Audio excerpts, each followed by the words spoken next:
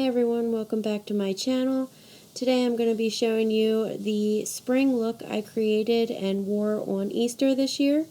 For a primer, I'm going to be using the Bobbi Brown Face Base, and this is the Vitamin Face Base Primer. Comes in a little jar, and I'm just going to be putting that under the La Mer Soft Fluid Foundation in the color Neutral. And for the brush, I'm just going to be using the Morphe 439 foundation brush. All the products I'm going to be using, as well as brushes, are going to be linked down in the description box below. That way you'll know everything I used. For the foundation, I'm just dusting everything over my face and making sure I blend all under my eyes, over my eyes, as well as down my neck and over my ears. I don't like to have any type of harsh line, so I make sure I blend that in. For concealer, I'm going to be using the Tarte Shape Tape, and I use the colors Fair, which is the lightest shade, for the bottom layer, and I also use Light Medium to put a little bit on top. I like to use Light Medium on top just so it's not so light, but I use the Fair to cover up all my dark circles since it is the lightest shade. You don't have to use two different shades. I just had two, and I figure the combination works better than one or the other. To blend the concealer out, I'm just using any type of blender sponge. This is the Tarte sort of version of a beauty blender, and I really like it. You can use any one. The beauty blenders work fantastic, as well as Pure Cosmetics makes a sponge as well, and a few other brands do also, Real Techniques. They're all the same, so you can use any one you have, or you can also blend out your concealer with your brush. Today I'm going to be using a cream bronzer, which is the Sol de Tan Chanel cream bronzer, and I'm just using that same beauty blender and pushing that alongside of my contour lines under my cheekbones, as well as up to my temples and on the very top part of my forehead.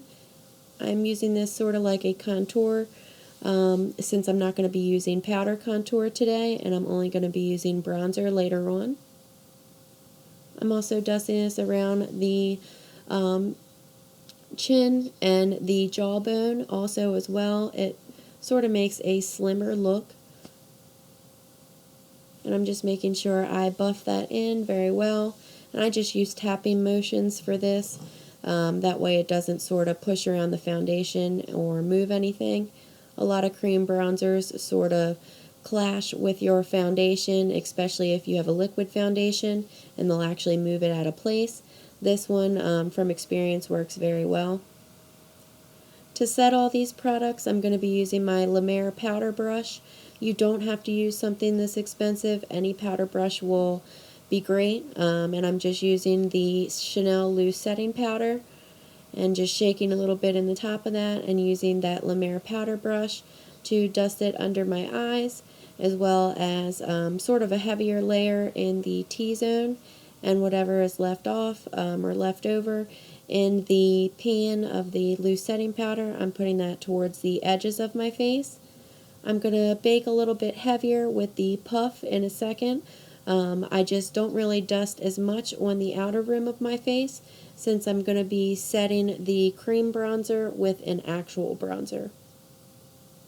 And I want to make sure I dust over my eyes as well since I use the concealer sort of as eyeshadow primer, and I want my eyeshadows to go on smooth, so I always make sure I put a layer of the translucent powder over that.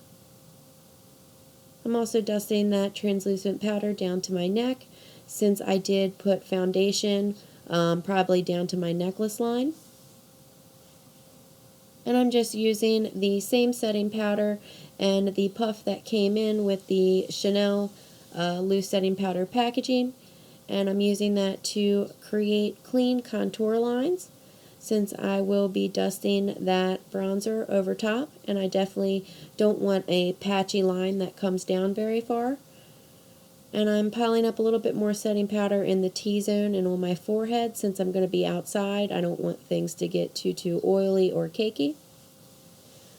For bronzer, to set the cream bronzer, I'm using the Marc Jacobs Omega bronzer. This is the Coconut Limited Edition one that came out a month or so ago.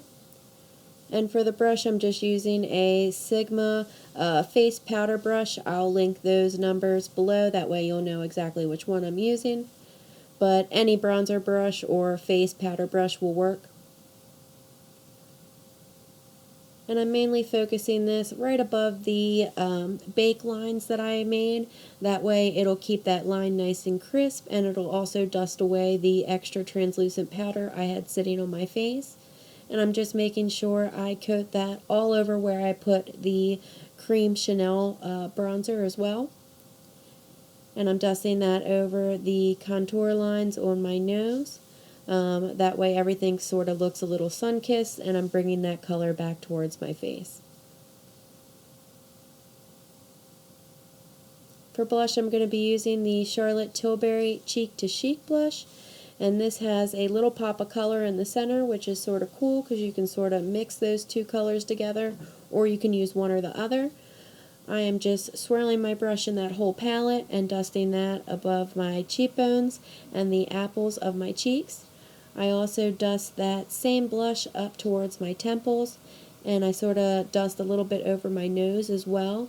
This helps bring the color back to the face and sort of looks like a more flushed look versus having that white cast from the setting powder. That is easy to do, especially when you have to set your whole face. And I'm just making sure that's all blended in on both sides. I did do my brows off of camera. I used the Benefit Cabral in the shade number 4. And now I'm going to start into my eyeshadow look with the Dose of Colors Marvelous Mauves palette.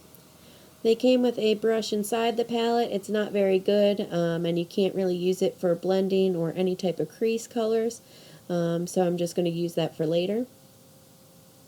I'm using an M443 brush from Morphe to do the base of my eyeshadow, and I'm just using this from the brow bone all the way down to the lid with the lightest color all the way to the left of the palette. And this is a very, very bright white with a hint of pink shade. It's very, very pretty.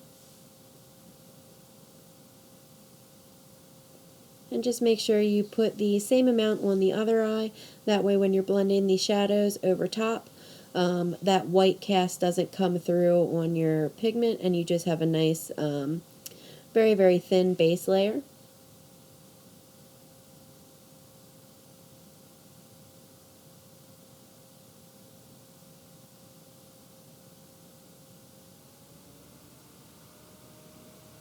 And throughout this tutorial, you're also going to see me with each color that I put on my eyes. I'm going to be also dusting that below the lower lash line as well. That way all the colors are blended out and has that gradient ombre effect. Then using that same brush, I'm taking the second color in the palette, and I'm going to be using this as my transition shade. This shade is more of a pink than a mauve.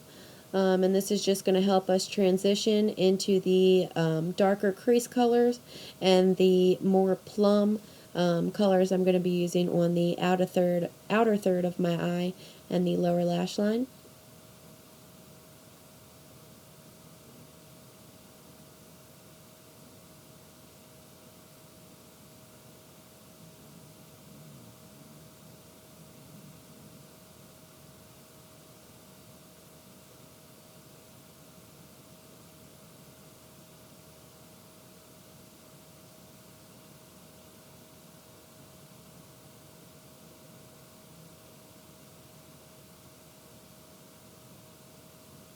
I'm also taking that same transition shade and dusting that over the white that I put on the lower lash line as well.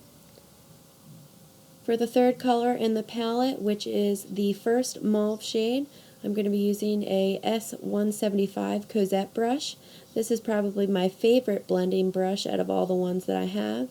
And I'm going to be dusting this right over the transition shade, but not up as high. And I'm going to be keeping this mainly in the crease and on the outer third of the eye. I'm going to start creating the shape, and you'll see I create sort of like a V shape going from the crease down to the outer corner of my eye.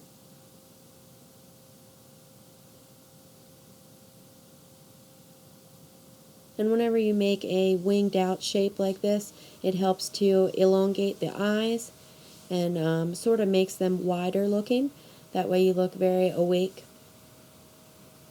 I'm just going to do this to the other eye as well, using that same Cosette brush.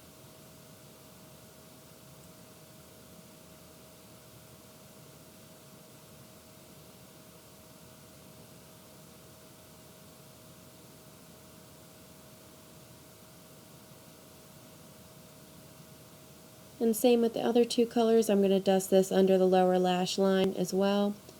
Now I will recommend every color that gets darker, you're going to want to focus that closer to the outside of the eye versus the inside. Whenever you bring those darker colors towards the inside of your eye, the closer your eyes look together and the closer your eyes look versus being open and awake. Then I'm going to take the fourth color, which is more of a burgundy mauve shade, and I'm going to be keeping that mainly on the outer third of my eye, and I'm going to really focus that brush tight up under the crease. I don't want to completely go over the crease shade with it, because then you won't be able to see that beautiful mauve color. And I'm just going to make sure I blend that very well, that way you have the gradient effect from dark to light.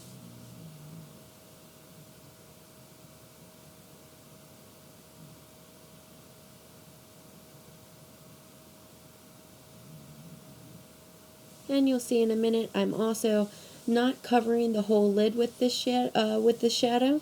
I am blending it down a little bit. That way we do have a decent portion of the eye with this color, but you do not want to bring it all the way down. You can if you'd like, but if you want this look, you will see that I left a nice little bit of white over the center part of my lid. That way we can add a little pop of lighter color.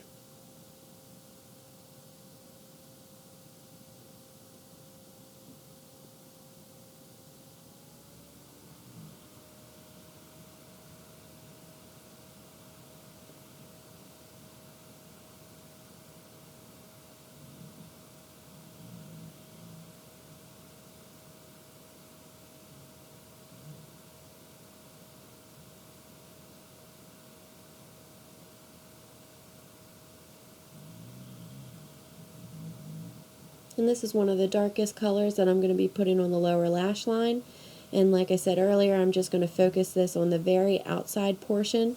That way it's not too dark towards the center of my eyes where it gets lighter. Now I found a use for the Dose of Colors brush that came in the packaging. I'm just using the packer side of the brush. One side of the brush is a packing, very small packing brush, and the other side has a pointed tip.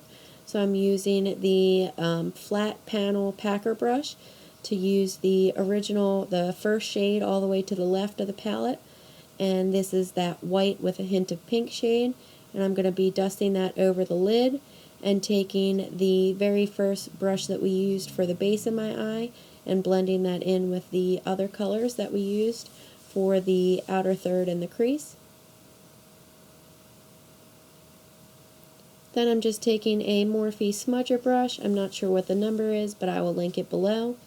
And I'm taking that very, very dark plum shade, and I'm going to be dusting this along the upper lash line. The reason why I'm doing this is because I'm not going to be doing a wing liner today, and I'm going to use this to sort of cover up and hide the lash band from the falsies I'm going to put on.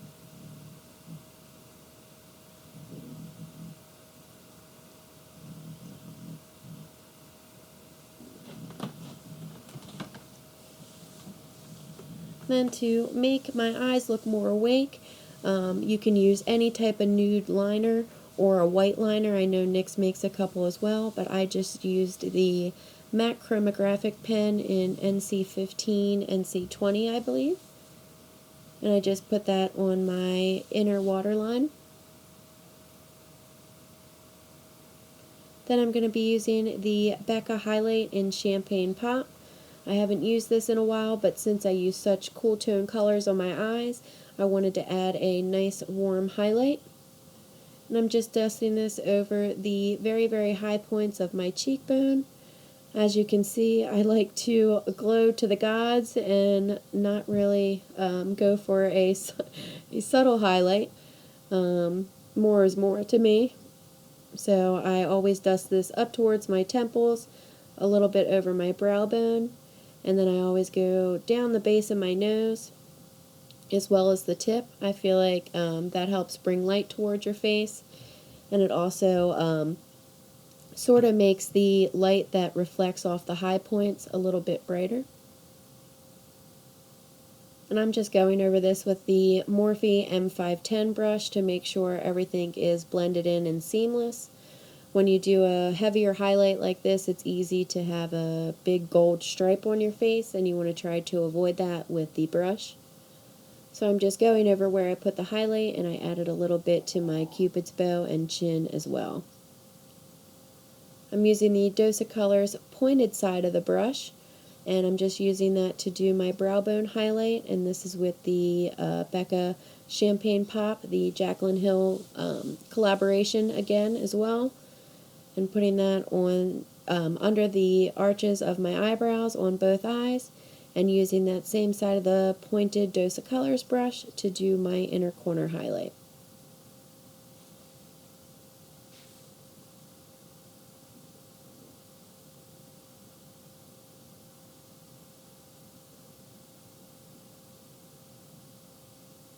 For falsies, I'm going to be using the Esquito lashes, and I also use the Esquito Companion lash glue as well.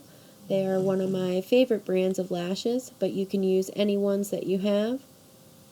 Before I do the lashes off camera, I'm going to be using IT Cosmetics Superhero Blush, and this tends to be very, very clumpy, and, well, it makes your lashes very thick and full.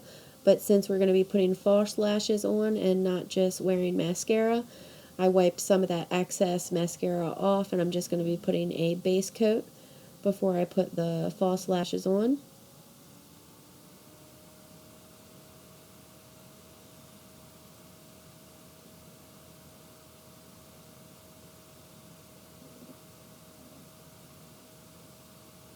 And as you can see my dog in the back, my friend Anton came over. I'm about to show you him actually for Easter. We were getting ready to go to the cemetery and see our friend. He didn't know I was recording. But I just took the Sigma contour brush that I had clean sitting next to me. You can use any brush, and I went over to just make sure there was no harsh lines on my face and everything was seamless. For my liquid lipstick, I'm going to be using the Jouer Terra liquid lipstick. I didn't use any lip liner today. I'm not sure why. I would suggest putting on a lip liner with this since the formula for the liquid lipstick is relatively thin. Or if you don't use lip liners, you can wear this alone.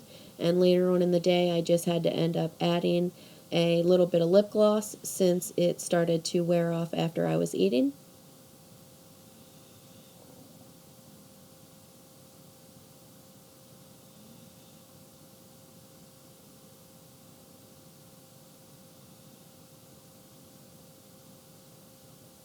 Now guys, if you can, let me know in the comment box below if you think that we should cut out putting on a liquid lip, if that's a boring part of the tutorial, or if you have any tips or opinions onto how I film. I'm open to taking any type of suggestions.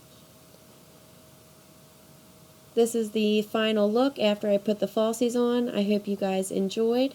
Make sure to like and subscribe on your way out, and check out some of my other videos. I post at least 1 to 2 times a week. Have a great day.